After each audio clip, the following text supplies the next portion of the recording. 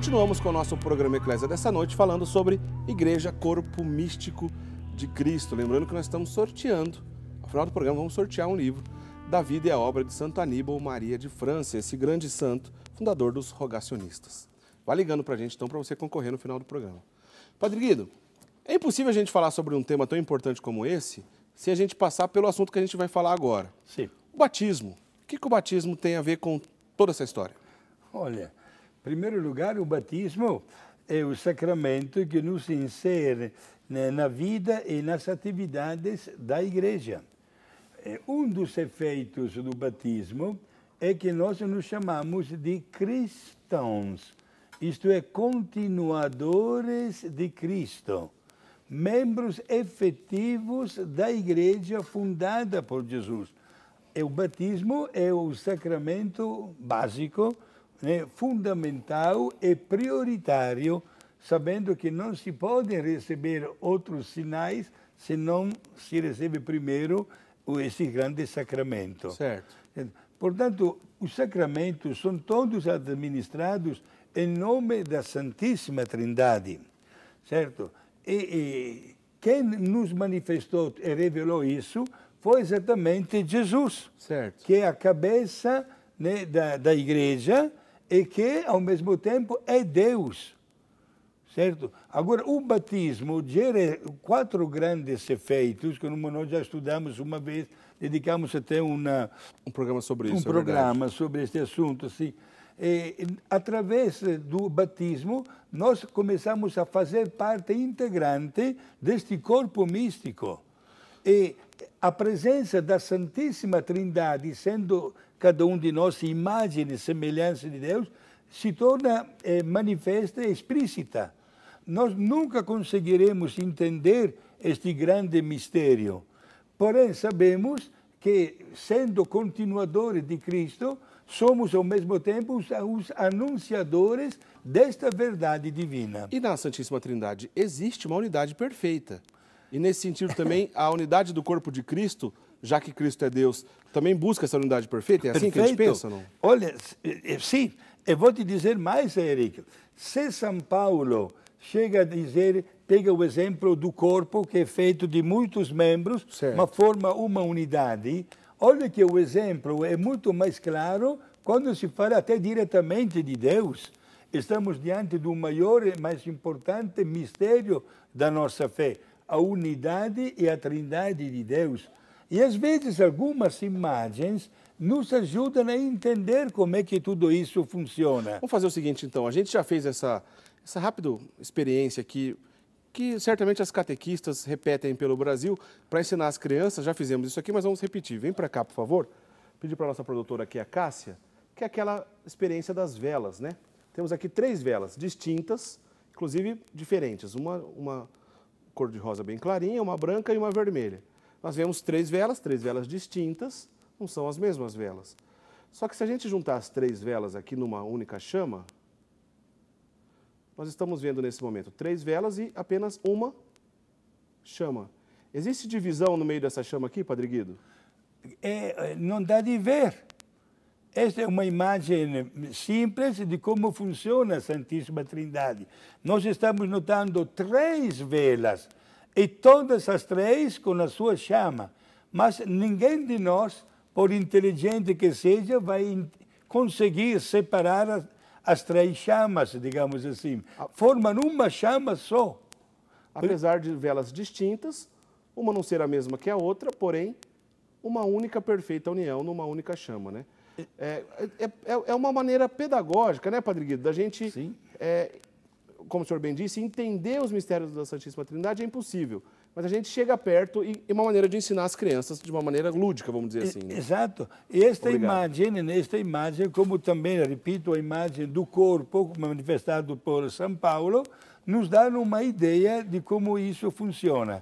Por isso, prezados amigos, nós somos templo, como se diz, do Espírito Santo, somos imagem e semelhança de Deus, portanto, temos a vida trinitária da Trindade dentro de nós. Um pormenor que pode até ser interessante.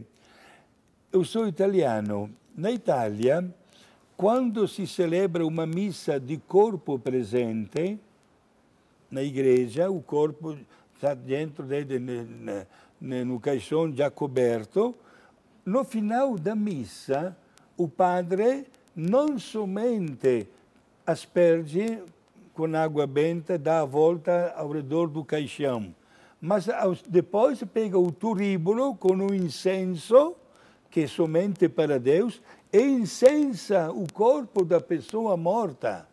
Por que faz isso? Porque o corpo é sempre imagem e semelhança de Deus. Olha, gente, que culto que se tem até para as pessoas falecidas. Um respeito ao templo do Espírito Santo, né? Exato, somos templo do Espírito. Portanto, o incenso que é reservado unicamente para Deus vai ser também colocado ao redor do corpo do morto, que carrega sempre esta imagem divina. Então, pergunta direta para ficar bem clara. Quando a pessoa é batizada, automaticamente ela faz parte do corpo de Cristo. Perfeito. Agora, se a pessoa for batizada, está afastada da igreja, há muito tempo que não participa, essa pessoa ainda é membro do corpo de Cristo? É sempre membro de Cristo. E Cristo aguarda que esta pessoa possa pensar um pouquinho mais, né? Converter-se, mudar um pouquinho o seu jeito de viver e viver autenticamente a sua fé. Porque, meus amigos, às vezes pode acontecer, aliás, acontecem, de receber o santo batismo ou até talvez fazer a primeira Eucaristia e receber o sacramento do crisma, mas não ter uma vivência cristã. E isto é um pouco lamentável, porque nós carregamos esta presença de Deus. Dá pena, às vezes, Eric, não quero absolutamente que ninguém fique magoado, mas dá pena, às vezes, receber jovens que se aproximam do sacerdote para marcar até o casamento, formar uma família, mas, olha, não fizeram a primeira Eucaristia, nunca se confessaram, não receberam o sacramento do crisma. A gente fica preocupada, porque que tipo de pais católicos vão ser estas pessoas quando não praticam, quando não vivem? O padre, então está bem claro. Batizado, membro do corpo de Cristo. Se não for batizado, não é membro do corpo de Cristo. Agora, dois telespectadores lembram aqui uma questão interessante. Tanto o Saulo, que não deixou aqui o nome da cidade, não diz aqui que cidade ele é, e o João Foltrand de Indaiatuba estão perguntando em relação às igrejas ortodoxas. Quem for batizado na igreja ortodoxa também faz parte da igreja membro do corpo de Cristo? Faz parte da igreja, porque a igreja ortodoxa tem todos os sacramentos reconhecidos como válidos, certo? Eles são diferentes de nós quanto à autoridade do Papa, mas eles também recebem os sacramentos que são reconhecidos na sua validade. Só vale aqui um breve parênteses, apesar de válidos, não são lícitos para nós católicos que a gente vai até lá receber. Apenas em caso mesmo de vida ou morte, aí a gente pode recorrer a um sacerdote ortodoxo para receber, por exemplo, uma confissão no leito de morte. Aí tudo bem, né, Padre Guilherme? Sim, aí pode, naquele momento ele pode, né? Não são lícitos, mas são, porém, válidos, certo? E dá vontade de fazer mais uma referência da bula do Santo Padre, o Papa Misericordiae Vultus, né? Quando ele chega a dizer também, até para ganhar a indulgência, o Papa faz de tudo e diz, olha, se você não tem possibilidade de receber, de fazer uma confissão com um sacerdote que está em perfeita sintonia com a igreja, às vezes aqueles sacerdotes de uma tradição diferente, ou que criaram até problemas, pode também, naquele momento, aproximar-se deles. Isto é, o Papa quer abrir o coração para que todos possam receber o efeito da graça de Deus. O Saulo aqui até comenta se existe alguma possibilidade da Igreja Católica se unir totalmente com a Igreja Ortodoxa. Olha, esse assunto é longo, e certamente não será a única vez que a gente traz isso aqui para a nossa bancada, mas em poucas palavras, não tem como passar por ele sem a gente fazer uma breve explicação.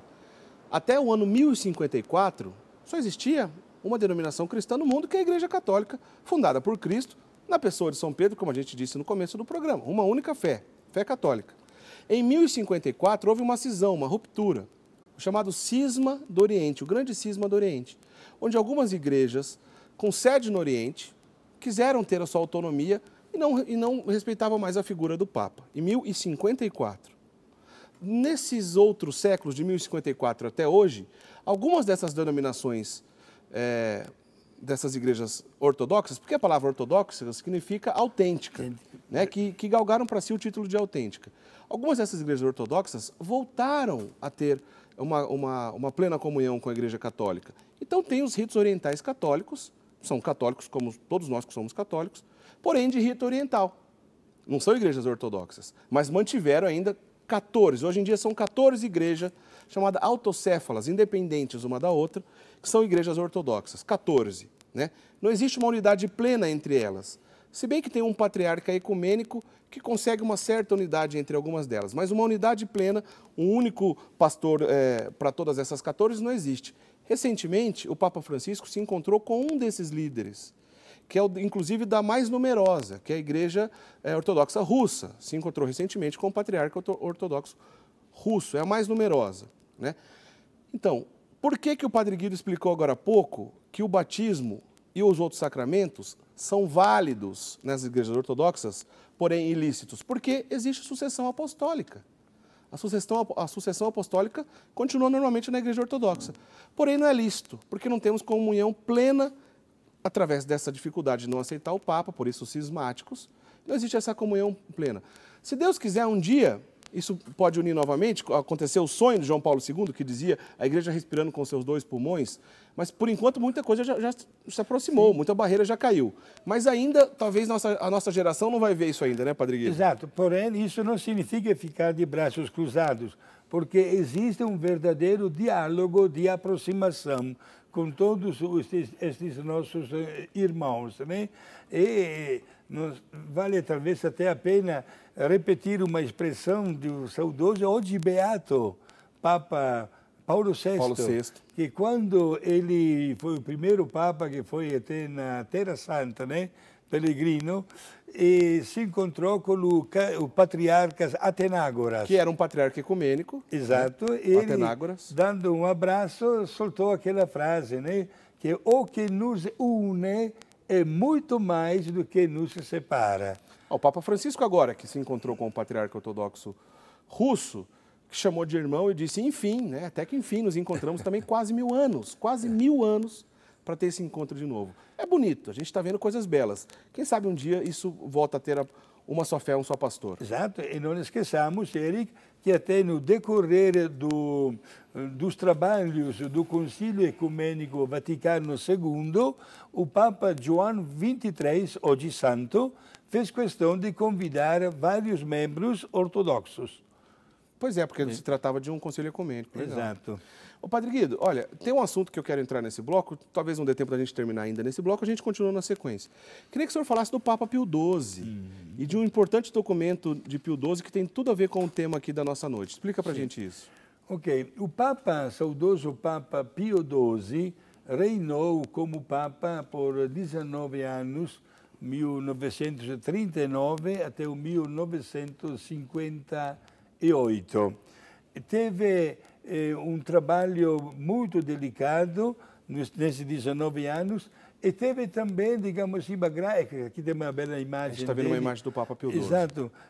Teve que enfrentar um dos momentos mais tristes da história da humanidade, isto é, toda a Segunda Grande Guerra Mundial. Certo. E ele, no ano 1943, era Papa há 4 anos, certo? Ele escreveu uma carta encíclica com o título em língua latina Mystici Corporis, isto é, a Mystici Corporis Christi, a Igreja Corpo Místico de Cristo. Agora, o senhor disse que no ano de 1943, quer dizer, em plena Segunda Guerra Mundial, tempos difíceis na Europa, e o Papa se preocupando com um assunto teológico tão importante como esse, a Igreja Corpo Místico de Cristo. Exato. Por quais motivos? Em primeiro lugar, ele manifesta gravíssima preocupação diante do equilíbrio da paz. Certo. Porque os países nazistas já se multiplicavam na Europa com invasões, criando inclusive um transtorno, com milhões, não milhares de mortos. Né? A pessoa de Hitler, Adolf Hitler, líder da Alemanha, chefe do nazismo, era considerado como um deus, digamos assim. Né? O Papa não pode absolutamente ficar parado diante de uma falsa religião que se estava criando. Inclusive, usou palavras muito fortes para evitar que acontecesse um falso racionalismo, um naturalismo vulgar e um falso misticismo. Esses 3 tópicos, vamos dizer assim, é um resumo dos principais momentos dessa encíclica. Da carta encíclica. Dos principais conteúdos, vamos melhor dizendo. Exato. Quando ele fala de um falso racionalismo, ele chama a atenção porque a pessoa humana estava arriscando de fazer, digamos em palavras simples, o passo mais comprido do que a perna, de superar até a inteligência apresentando falsos ideais. Por isso, Deus era colocado de lado. A pessoa humana era mais uma vez exaltada, o erro que sempre aconteceu na história e sempre pifou, digamos assim. Certo. Né? Porque não podemos absolutamente substituir a pessoa de Deus com uma pessoa humana, certo? E, inclusive, até todos os regimes que aconteceram na história é como uma pessoa que chegou no topo do monte, mas depois, pronto, caiu. A partir do Júlio César, por exemplo, chegamos a estas pessoas até dos nossos tempos. Portanto, o Papa chama a atenção para evitar uma falsa religião, um falso racionalismo, colocando as pessoas no seu devido lugar, com a prioridade absoluta do respeito para com Deus. O Papa fala nesta carta encíclica de fazer de tudo para evitar a presença do naturalismo vulgar, isto é, de considerar a Igreja somente como uma sociedade puramente jurídica. Entendeu? Aquilo que a gente, de certa forma, já comentou aqui no programa, né? Como se tirasse a ação sobrenatural dentro da Igreja, através do Espírito Santo, e enxergasse só como uma entidade jurídica. Exato. O Papa é o presidente do Vaticano, presidente. Quindi perde toda a sua estrutura, digamos assim, de vigário de Cristo na Terra. E o terceiro ponto, que é o ponto mais delicado, o Papa grita nesta carta encíclica para evitar um falso misticismo. Vamos fazer o seguinte, já que esse é o ponto mais importante, que é o falso misticismo, pedi para o senhor comentar depois do intervalo. Tá? O senhor deixa esse terceiro tópico. O senhor falou de 2 tópicos até agora. O falso racionalismo, o naturalismo vulgar. Depois do intervalo, o senhor fala sobre o falso misticismo. Que são tópicos importantes da encíclica que Papa Pio XII publicou em 1943 sobre o corpo místico de Cristo. Né? Em plena Segunda Guerra Mundial, aliás, é impressionante como o assunto do Papa Pio XII vira e mexe e volta aqui para a nossa bancada. Aliás, lá no nosso site, rs21.com.br, onde você encontra o nosso programa, você vai encontrar um programa dedicado a Pio XII, programa sobre os regimes totalitários do século XX, onde a gente cita Pio XII. Faz pouco tempo a gente fez um programa sobre os mártires que viveram no período do nazismo. De certa forma, Pio XII está inserido nesse contexto. As lendas e os exageros, tentando colocar a figura de Pio XII como se fosse conivente com o nazismo, que é uma mentira, é uma falácia. Está bem explicado nesses programas que eu acabei de citar. Já falamos de Pio XII, por exemplo, quando falamos sobre os dogmas marianos. Aliás, ele proclamou o último desses dogmas marianos, né? Que foi o dogma da Assunção gloriosa de Nossa Senhora, a glória do céu. Proclamado em 1950, né, pelo Papa Pio XII. Quer dizer, é riquíssima a contribuição dele para a Igreja e é claro que a gente está sempre comentando aqui sobre isso. Então, esse último aspecto sobre o falso misticismo, vamos para o intervalo já já, o Padre Guido volta e comenta para a gente sobre isso. Não sai daí, a gente volta já.